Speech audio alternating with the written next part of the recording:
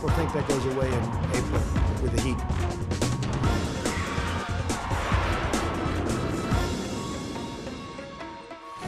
Hello there, welcome to Planet America. I'm John Barron. And I'm Chester Chidello. Convention season continues, and this week it's the Republicans' turn. We're going to have all the highs and lows from the first 2 days of a very Trumpy RNC. Our guest is the chairman of CPAC, Matt Schlapp.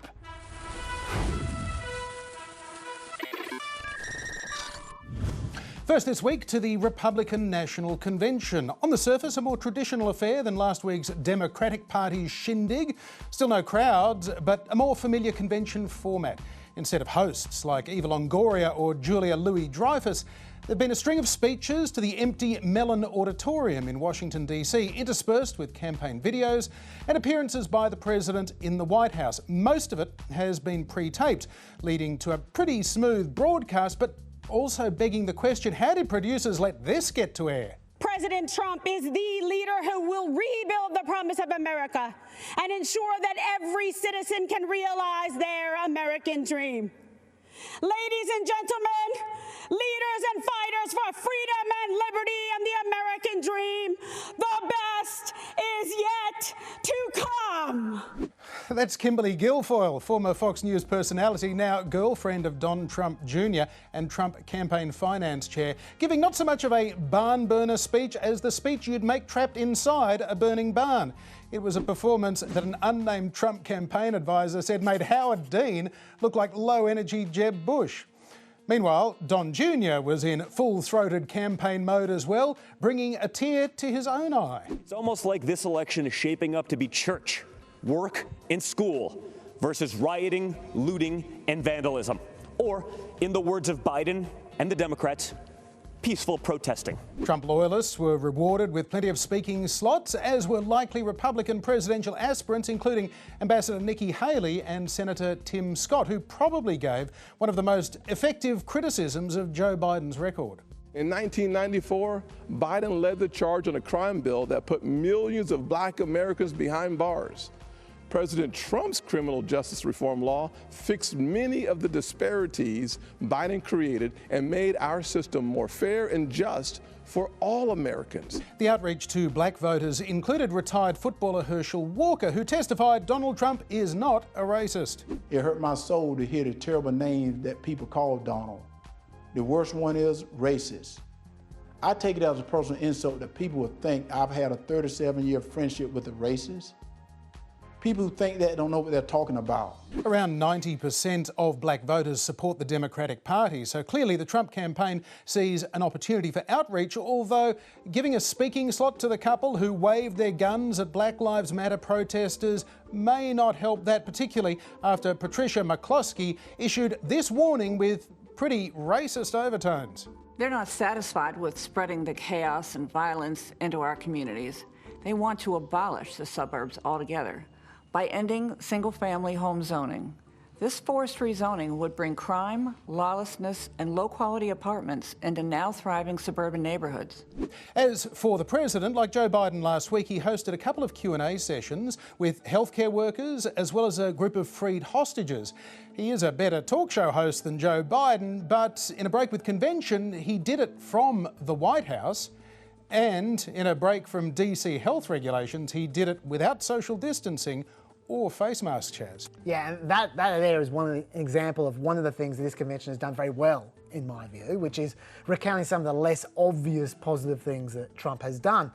Bringing hostages home, that's something he can legitimately claim. As is cutting regulations, they talked a bit about America First trade policies, and Rand Paul was Rand Paul. President Trump is the first president in a generation to seek to end war rather than start one.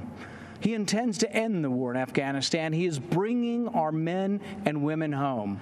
Joe Biden voted for the Iraq War. He supported the war in Serbia, Syria, Libya. Although, somewhat surprisingly, the person who spoke most about Trump's achievements was actually Eric Trump. Al-Baghdadi, Soleimani, dead. Over and over, issue after issue, the economy, the wall, the military, trade deals, tax cuts, Supreme Court justices, VA hospitals, prescription drugs, school choice, right to try, moving the embassy to Jerusalem, peace in the Middle East. Never-ending wars were finally ended. Promises made and promises for the first time were kept. I'm not sure that's quite accurate, but anyway, since Biden's convention was a policy-free zone, it actually left the Democrats open to being defined by Republicans. Joe Biden has pledged to raise your taxes by $4 trillion. 82% of Americans will see their taxes go up significantly. I'm not sure that's accurate either, but viewers won't know that because Democrats barely mentioned taxes last week. And of course, there's been lots of talk as well about Trump building a great economy. Sometimes that talk's a bit over the top. He built the greatest economy the world has ever known. She really did not do well, but they usually said it more like this. On the economy, Joe Biden couldn't do it. But President Trump did build an economy that worked for everyone, especially minorities, and he will do it again. Okay, but there are three other things this convention is needed to achieve. One, to neutralise race as an issue, which Trump has been polling terribly in. You mentioned Tim Scott and Herschel Walker before, yep. John. Strangely, even though there have been 4 Trumps speaking so far, Herschel Walker is the only person so far to tell a personal story about Donald Trump at this convention. I think they're closer, actually. Yes. Well, in this case, Donald Trump apparently took him to Disneyland, so nice. You might be right.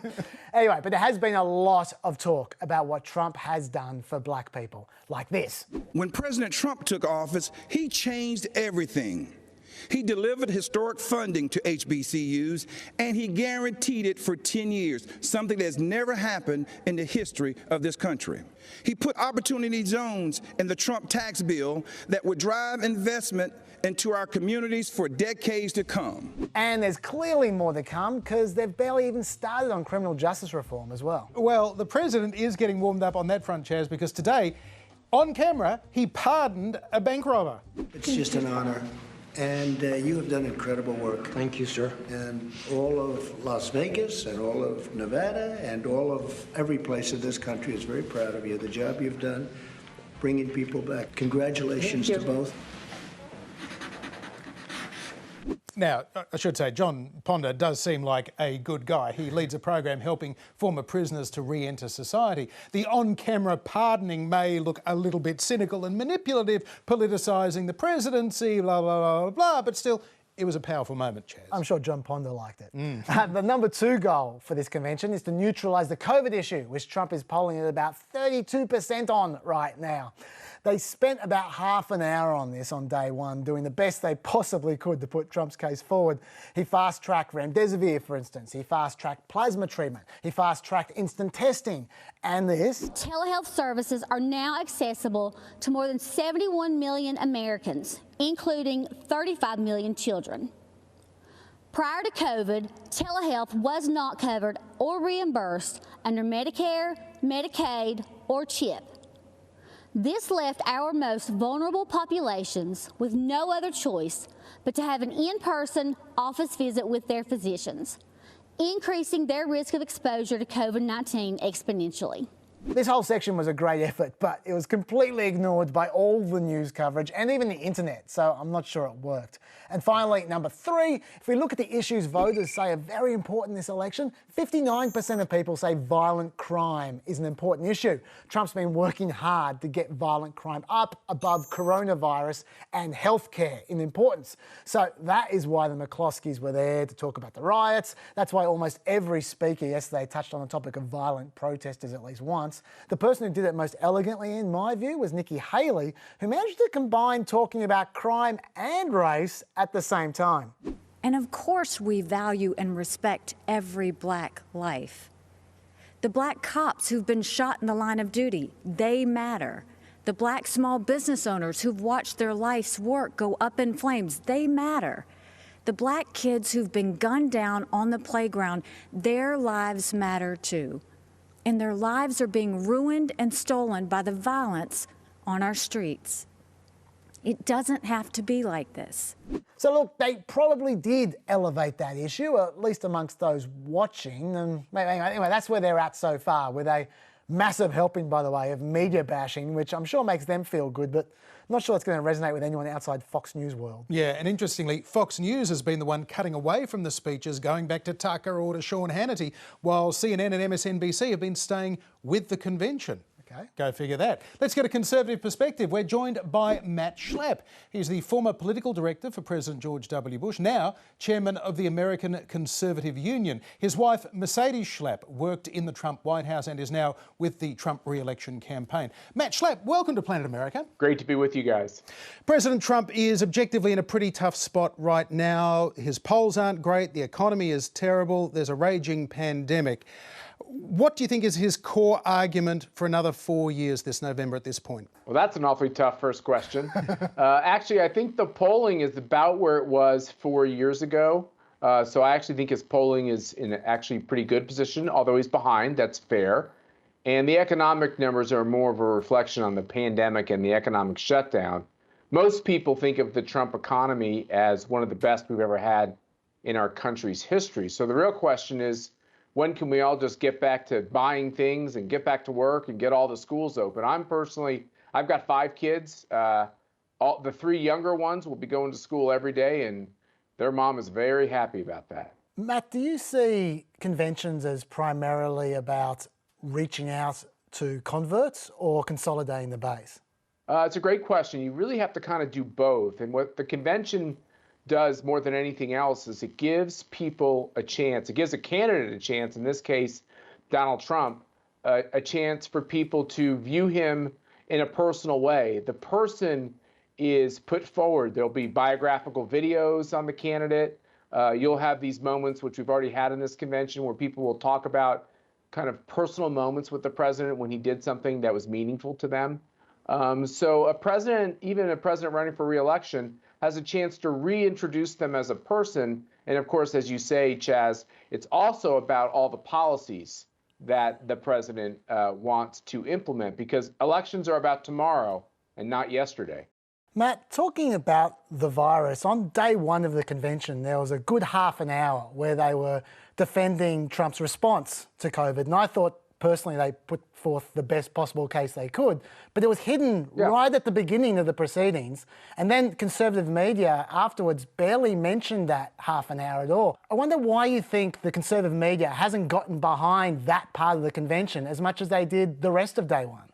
Look, I think they should talk about the virus every day for this election. It's a real threat. It's something we've never faced before.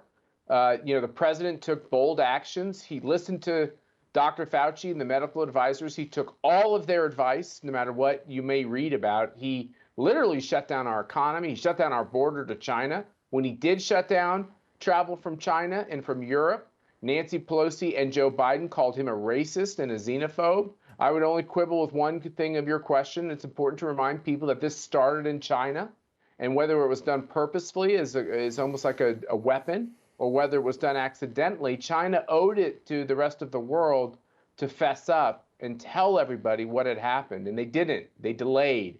And because they delayed, hundreds of thousands of more people are dead. And there should be some consequence to the communist government of China for that. Matt, there's a bit of a sense whether we're looking at the post-Trump party in 5 months from now or 4 years and 5 months from now. There's a bit of a jockeying for 2024, which is not unusual for any party's convention. But what do you make of that right now? Because there is a horizon to look over at this point. It's a very fair question. I think it's right. I think throughout this convention, we've seen candidates or potential future presidential candidates. Mike Pompeo is definitely one. Nikki Haley is definitely one. Obviously, Mike Pence, you'd probably have to say, is the leader, especially if Donald Trump is successful. It's hard for me to predict exactly. There's a lot of my Republican friends who are like, oh my God, they want to get back to the way it used to be. And my prediction is it is not going back to the way it used to be. It'll be forever changed, and 2024 will be really fascinating to watch. And Matt, what do you think of the Republican Party not having their own policy platform this year, basically allowing the presidential nominee to dictate the platform? Do you think that's how it should be from now on? It's kind of a nothing burger. The group I chair, the American Conservative Union, which was founded right after the guy on your T-shirt lost the presidency, by the way, in 1964. They've always been very involved in the platform, so it's a good question. A lot of people really care about the platform. I've been involved in those fights in the past. I think it's pretty obvious what our party stands for, and I think it's pretty obvious that President Trump has been more aggressive than any Republican president we've seen, even more aggressive than Ronald Reagan, who's in many ways the patron saint of the American conservative movement. Final question for you, Matt. If you wake up on Wednesday, the 4th of November, and Joe Biden is the president-elect of the United States, will you put down to one particular factor? Was there one decisive factor why Donald Trump wasn't able to beat Biden? I will say one thing that I think, if I were to be honest about the thing that I think has been the most hard for President Trump to absorb politically, it's been the economic shutdown. It was we've never done it.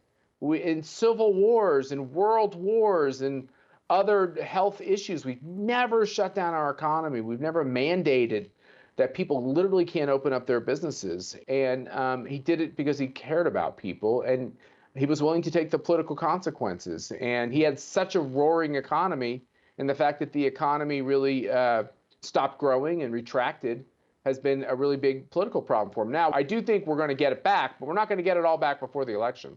Well, Matt Schlapp, we really appreciate your insights. Thank you so much for your time. All right, thanks, guys.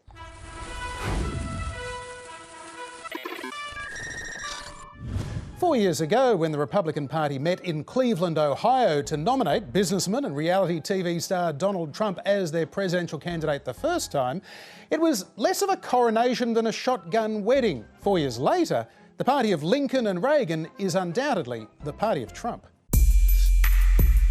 In 2016, the most controversial and unorthodox candidate in history mounted an extraordinary campaign for the presidency, turning usually dull debates into must-see TV. You've called women you don't like fat pigs, dogs, slobs, and disgusting animals.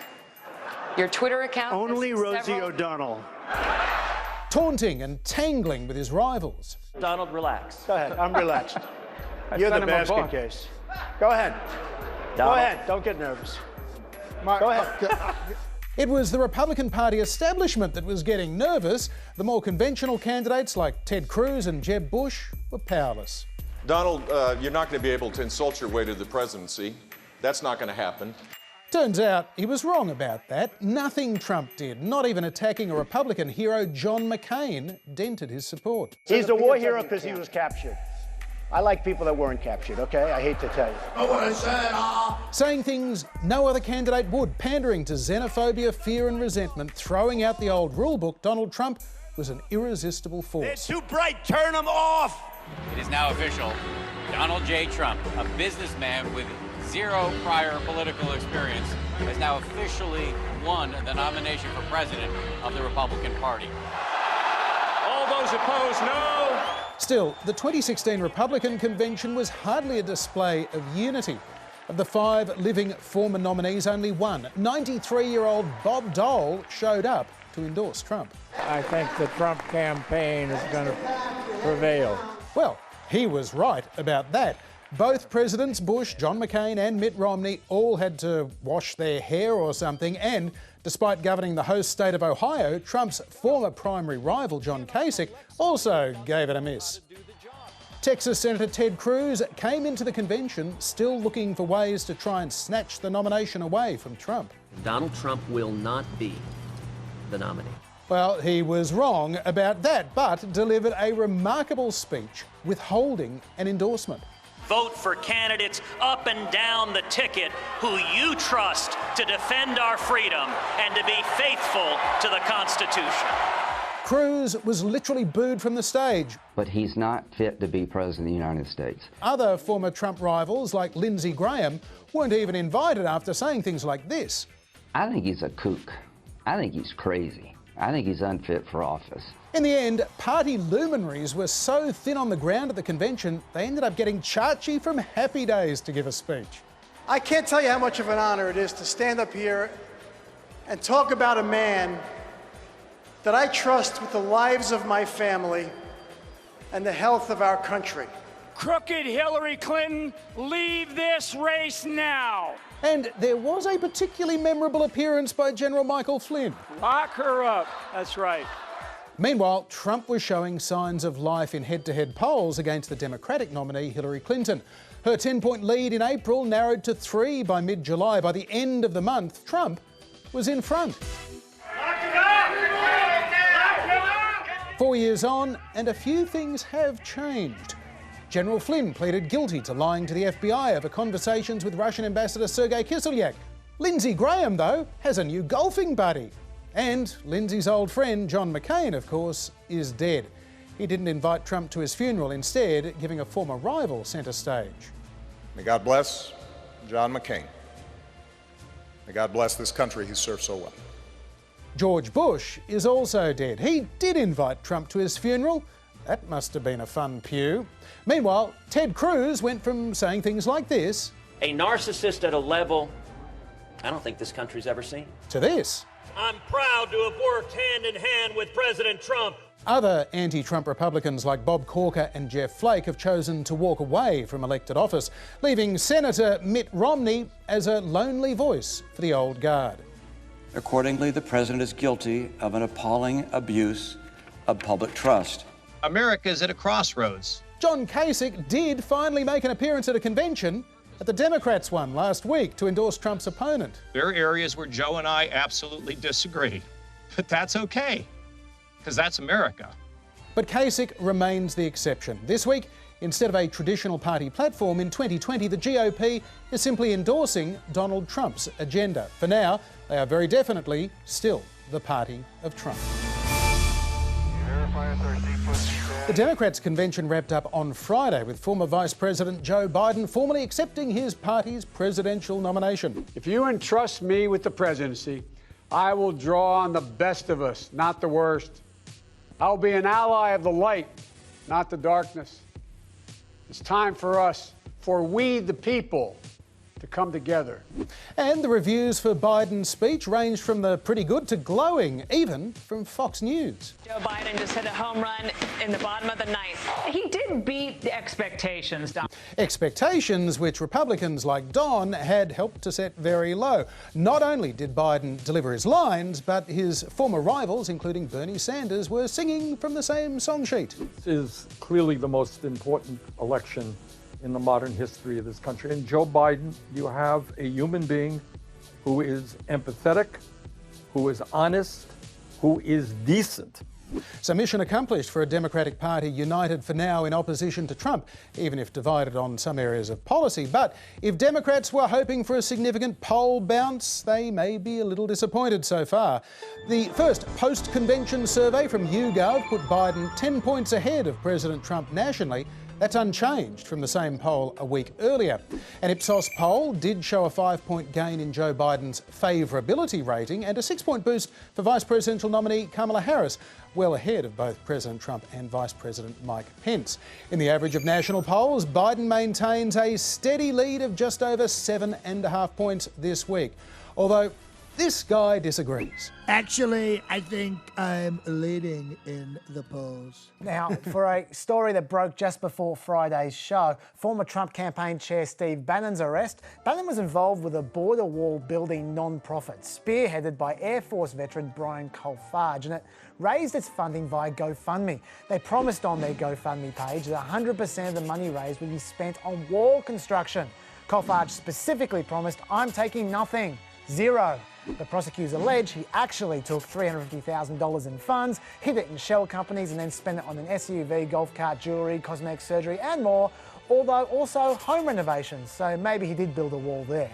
Steve Bannon also allegedly siphoned off hundreds of thousands of dollars. Oh, and Colfage supposedly bought this yacht with the proceeds. That's nice. One more thing, Colfage allegedly took his mailing list of millions of donors' email addresses and tried to sell it so he'd personally pocket 50% of the funds received.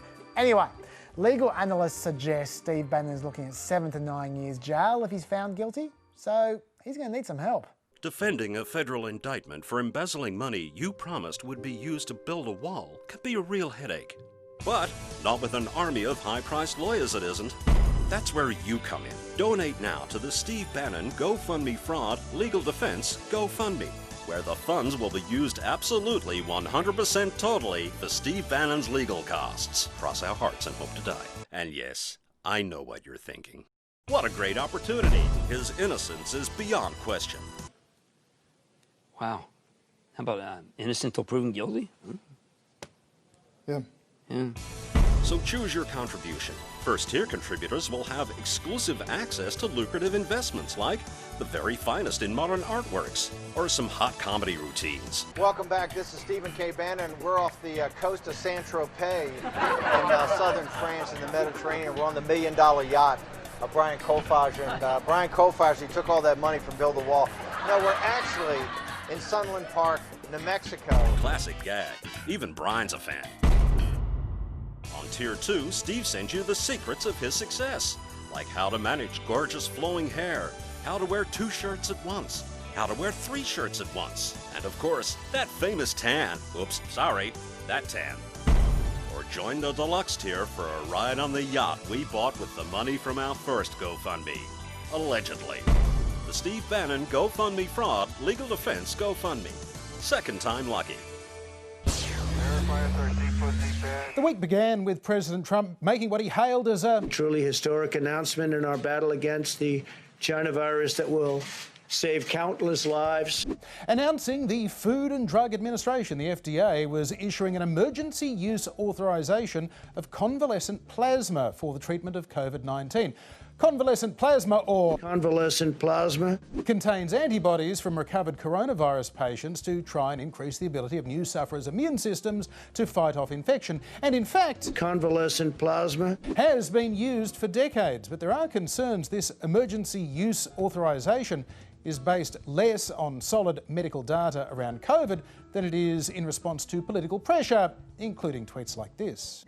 The deep state, or whoever, over at the FDA is making it very difficult for drug companies to get people in order to test the vaccines and therapeutics. Obviously, they're hoping to delay the answer until after November 3rd. Must focus on speed and saving lives. Yeah, the issue is this. Earlier in the week, the New York Times revealed an emergency authorization for blood plasma as a COVID treatment was being put on hold because federal health officials, including Anthony Fauci, thought the evidence in favour of it was too weak. In particular, none of the blood plasma trials had a control group or placebo, so there was nothing for scientists to compare the trial results to. Then Trump accused the FDA of being a deep state, and hey presto, he gets his emergency authorization a few days later, which to be fair, isn't the end of the world. There are top-notch trials being put together at the moment with over 1,000 subjects, and they'll hopefully have some preliminary results in by mid-September to mid-October. And while it is true that COVID-19 convalescent plasma does run some risk of lung injury, you can only get it administered by medical professionals. And let's face it, the Mayo Clinic has set up a nationwide program with over 97,000 patients using it without notable problems. So it can't be that bad. But let me tell you my problem with all this. This is what one of the head scientists at the Food and Drug Administration, Steve Hahn, had to say at the press conference. 35% improvement in survival is a pretty substantial clinical benefit. What that means is, if the data continue to pan out, 100 people who are sick with COVID-19, 35 would have been saved because of the administration of plasma. Now, he's a scientist throwing around numbers like 35 out of 100 people could be saved. But the article he was referring to explicitly said it had not been peer-reviewed and should not be used to guide clinical practice. And furthermore, his 35% number was referring to one very specific claim: the pooled relative risk of mortality of those transfused with high antibody level plasma compared to those with low antibody level plasma. And yes, I know that's all kind of jargony and not very Wednesday night entertainment, but the point is this: if you look at just the basic survival rates in this study, they are very easy to understand. Using plasma increased sick people's survival over 7 days from 88% to 91%. And over 30 days, it increased their survival from 73% to 78%. And that's good. 3% and 5% extra survival is a lot better than nothing. But it's not 35 out of 100 people. And that study isn't even legit because they never compared their results to a proper control. But we've still got a scientist pretending otherwise because Trump tweeted angrily at him. So why should we care?